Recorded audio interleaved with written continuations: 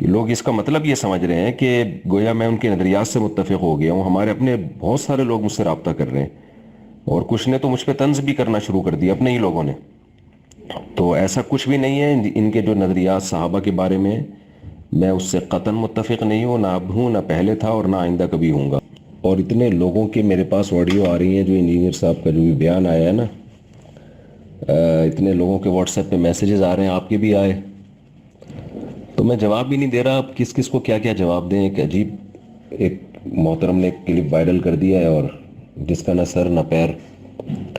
تو ایسا کچھ بھی نہیں ہے. دھمکیاں ومکیاں میں نہیں دھمکیوں میں آیا ہوں. تو اس میں کسی کی دھمکی کا قطعاً کوئی اثر نہیں تھا کہ کسی نے کوئی ہمیں دھمکی دی ہو جس کی بیس پر ہم ڈر گئے ہوں. یہ میں اس لیے کہہ رہا ہوں کہ اصل میں آپ کے علاوہ بھی بہت سے لوگ مجھے میسیجز بھیج چکے ہیں کہ مفتی صاحب پتہ نہیں ڈر گئے ہیں اور آئندہ پتہ نہیں کن کن دھمکیوں سے مفتی صاحب کیا کیا کر لیں. تو مجھے جو سب سے خطرناک دھمکیاں ملی تھیں دوسری شادی کے وقت ملی تھیں، تو میں اس سے نہیں ڈرا تھا میرا خیال ہے. تو اب میں باقی کس دھمکی سے ڈروں گا. السلام علیکم مولانا مصطفیٰ صاحب، امید ہے آپ خیریت سے ہوں گے. میں اصل میں سفر میں نکلا ہوا ہوں اور اتنے لوگوں کے میرے پاس آڈیو آ رہی ہیں جو انجینئر صاحب کا جو بھی بیان آیا ہے نا، اتنے لوگوں کے واٹس ایپ پہ میسیجز آ رہے ہیں، آپ کے بھی آئے، تو میں جواب بھی نہیں دے رہا. اب کس کس کو کیا کیا جواب دیں. ایک عجیب ایک محترم نے ایک کلپ وائرل کر دیا ہے اور جس کا نہ سر نہ پیر. تو ایسا کچھ بھی نہیں ہے. دھمکیاں ومکیاں میں نہیں دھمکیوں میں آیا. ہوا یہ تھا کہ اسلام 360 کے خلاف میں نے کلپ ریکارڈ کروایا تھا اور اس کی وجہ یہ بنی تھی کہ صحیح مسلم کی ایک حدیث کا ترجمہ غلط تھا. مجھے لگا کہ یہ ترجمہ صحیح نہیں ہے، تو میں نے پھر ایک کلپ ریکارڈ کروا دیا. میں نے کہا بھائی یہ کتنے ایک ایپلیکیشن ہے جو اسلام کو پروموٹ کر رہی ہے، تو یہ کیسا ترجمہ انہوں نے کیا ہے. تو خیر، لیکن پھر اسلام 360 والوں کا رابطہ ہوا ہمارے ایڈمن سے، ہم سے بھی رابطہ ہوا. انہوں نے کہا کہ بھائی ہم نے ایک لائبریری کی طرح مختلف کتابوں کو جمع کر دیا ہے. اب اس میں کسی کا ترجمہ ہو سکتا ہے دوسرا اتفاق نہ کرے، دوسرا اس سے اختلاف کرے اور ایک اتفاق کرے. پھر انہوں نے بتایا کہ ہم نے تو جناب احمد رضا خان بریلوی صاحب کا ترجمہ بھی رکھا ہوا ہے. تو اب یہ پبلک کا ہے کہ جس کو جس عالم کی رائے پر اعتماد ہے وہ اس کی رائے کو فالو کرے، جس کو جس کی تفسیر پر اعتماد ہے، جس کو جس کے ترجمے پہ اعتماد ہے وہ اس ترجمے کو فالو کرے. تو جیسے ایک لائبریری ہوتی ہے نا، آپ بہت ساری کتابیں جمع کر دیتے ہیں، اس میں یہ نہیں دیکھا جاتا کون دیوبندی، کون اہل حدیث، کون بریلوی. تو ایسے ہی 360 میں ہم نے جو بھی کتابیں ہیں وہ جمع کر دی ہیں، تفسیر کی، حدیث کی، فقہ کی. تو اب اس میں کسی کو کسی پر اعتماد ہے، کسی کو کسی پہ اعتماد نہیں ہے، تو وہ اس کا ہیڈک ہے. تو ان کا یہ جواب بڑا معقول لگا مجھے، تو میں نے فوراً جو ہے وہ ان کے حق میں کلپ ریکارڈ کروا دیا اور اپنی بات سے رجوع کا میں نے اعلان کیا. تو اس میں کسی کی دھمکی کا قطعاً کوئی اثر نہیں تھا کہ کسی نے کوئی ہمیں دھمکی دی ہو جس کی بیس پر ہم ڈر گئے ہوں. یہ میں اس لیے کہہ رہا ہوں کہ اصل میں آپ کے علاوہ بھی بہت سے لوگ مجھے میسیجز بھیج چکے ہیں کہ مفتی صاحب پتہ نہیں ڈر گئے ہیں اور آئندہ پتہ نہیں کن کن دھمکیوں سے مفتی صاحب کیا کیا کر لیں. تو مجھے جو سب سے خطرناک دھمکیاں ملی تھیں دوسری شادی کے وقت ملی تھیں، تو میں اس سے نہیں ڈرا تھا میرا خیال ہے. تو اب میں باقی کس دھمکی سے ڈروں گا. باقی جو صلح و صفائی کی بات ہے، تو دیکھیں صلح و صفائی کا اگر یہ مفہوم ہے، یہ جو کہہ رہے ہیں کہ مفتی صاحب سے ہماری صلح ہو گئی، اگر صلح کا یہ مفہوم ہے کہ ایک دوسرے پہ کیچڑ نہیں اچھالنا اور مناظرے بازی کے چیلنج نہیں کرنا، تو وہ تو پہلے بھی ہم اس کے قائل نہیں تھے، وہ تو اب بھی قائل نہیں ہو.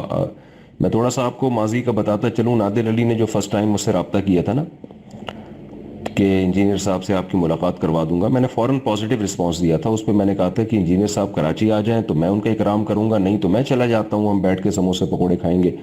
میری نیت یہ تھی کہ دل قریب ہوتے ہیں تو ایک دوسرے کی بات سننا سمجھنا آسان ہوتا ہے. تو میں نے تو شروع میں یہی رپلائی کیا تھا. میرا ارادہ تھا کہ میں بیٹھوں گا، انجینئر صاحب سے میں بات کروں گا، ان کو بتاؤں گا کہ کچھ مسٹیک آپ سے ہوئی ہیں.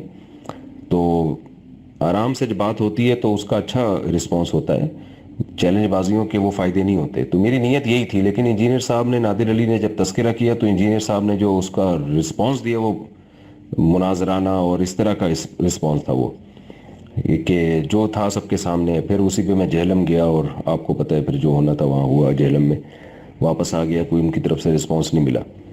تو صلح کا اگر یہ مقصد ہے نا کہ وہ کہ ایک دوسرے پہ کیچڑ نہیں اچھالیں گے، تو وہ تو میں پہلے سے اس کا قائل ہوں. نہیں کوئی صلح الگ سے کوئی ایگریمنٹ ہمارا بیٹھ کے وہ ایسا میرے علم میں کچھ بھی نہیں ہے.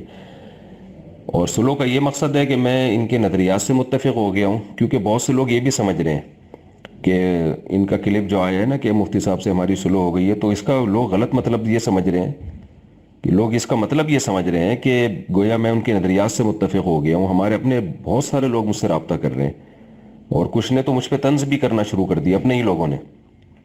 تو ایسا کچھ بھی نہیں ہے. ان کے جو نظریات صحابہ کے بارے میں، میں اس سے قطعاً متفق نہیں ہوں، نہ اب ہوں، نہ پہلے تھا، اور نہ آئندہ کبھی ہوں گا. کیونکہ اس بارے میں ہمارے پاس جو دلائل ہیں ہمیں اس پر بہت زیادہ اطمینان ہے الحمدللہ. اور صحابہ سے محبت ہم اپنے ایمان کا حصہ سمجھتے ہیں. اور العقیدہ طحاویہ میں جو آپ بھی جانتے ہیں ماشاءاللہ کہ اہل سنت والجماعت کے عقائد کیا لکھے ہیں، تو میں تو اگر اس سے اختلاف کروں گا تو میں تو اہل سنت والجماعت سے خارج ہو جاؤں گا، فرقہ ناجیہ سے خارج ہو جاؤں گا میں. تو کیسے ہو سکتا ہے؟ باقی المہند المفند پہ جو ان کے اعتراضات ہیں ان کو بھی میں نہیں مانتا. یہ سب چیزوں کو ایکسپلین کرنے ہی کے لیے میں گیا تھا جہلم. اگر میں نے متفق ہونا ہوتا تو میں اتنا لمبا سفر کر کے کیوں جاتا. اور رہا ان کا مسئلہ جو فروعی مسائل ہیں، رفع الیدین اور اسی طرح خواتین مردوں کی نماز کا فرق، وہ ساری باتیں میں ان سے متفق نہیں ہوں. جو پہلے تھا اب بھی متفق نہیں ہوں، اور آئندہ بھی مجھے نہیں لگتا متفق ہوں گا، کیونکہ وہ باتیں ان کی دلائل غلط ہیں. تو اسی کو میں ایکسپلین کرنے کے لیے گیا تھا. خیر، تو یہ بس آپ نے کو میں ایک وضاحت دینا چاہ رہا تھا کہ ایسا نہیں ہے. اور جو بھی ساتھی آپ سے بھی رابطہ کریں اس سلسلے میں، ان کو بھی آپ بتا سکتے ہیں کہ ایسا کچھ بھی نہیں ہے. نہ کوئی دھمکی ہمیں ملی تھی، نہ دھمکی کی وجہ سے ہم نے ایسا کچھ ریکارڈ کروایا ہے، اور نہ میں ان کے نظریات سے متفق ہوں. اور باقی رہا یہ کہ چیلنج بازیاں، اس کے تو ہم پہلے بھی قائل نہیں تھے، اب بھی قائل نہیں ہیں. پازیٹیو وے میں کام ہونا چاہیے. تو اگر سلو کا یہ مطلب ہے تو یہ بہت اچھا مطلب ہے، نہیں بھی ہے تو یہ سلو ہو جانی چاہیے. جزاکم اللہ. تو خلاصہ یہ کہ ایسا کچھ بھی نہیں ہے، نہ مجھ تک کوئی دھمکی پہنچی اور نہ کوئی دھمکی ملی مجھے، اور نہ کسی دھمکی کے اثر سے میں نے ایسا کیا.